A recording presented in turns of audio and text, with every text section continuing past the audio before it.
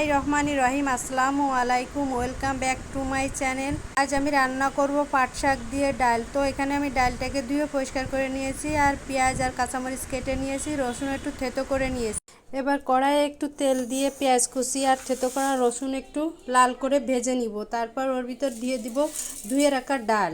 ডালটাকে দিয়ে পেঁয়াজ রসুন তেলের সাথে একটু ভেজে নিব। ভেজে নিয়ে ওর ভিতরে লবণ হলুদ আর কেটে রাখা কাঁচামরিচ দিয়ে আবার একটু কষিয়ে নিব। নিয়ে তারপরে দিয়ে দিব ডাল সিদ্ধ হওয়ার জন্য একটুখানি পানি।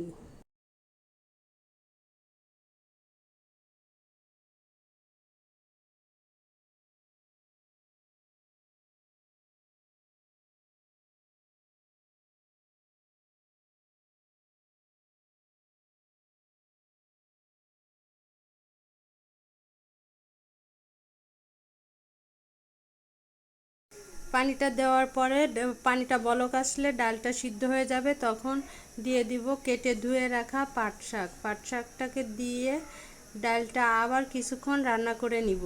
শাকটাকে দিয়ে একটু নেড়ে চেড়ে মিশিয়ে দিব। ডাল পাট শাক একটু শুকনা শুকনা করে রান্না করতে হয়।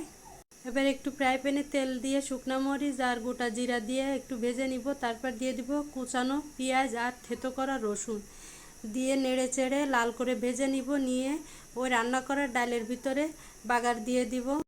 তারপর আর একটু রান্না করে নিলেই হয়ে যাবে আমার পাট শাক দিয়ে ডাল। তো আমার চ্যানেলটি সবাই লাইক কমেন্ট শেয়ার করে রাখবেন, আর সবাই ভালো থাকবেন। আল্লাহ হাফেজ।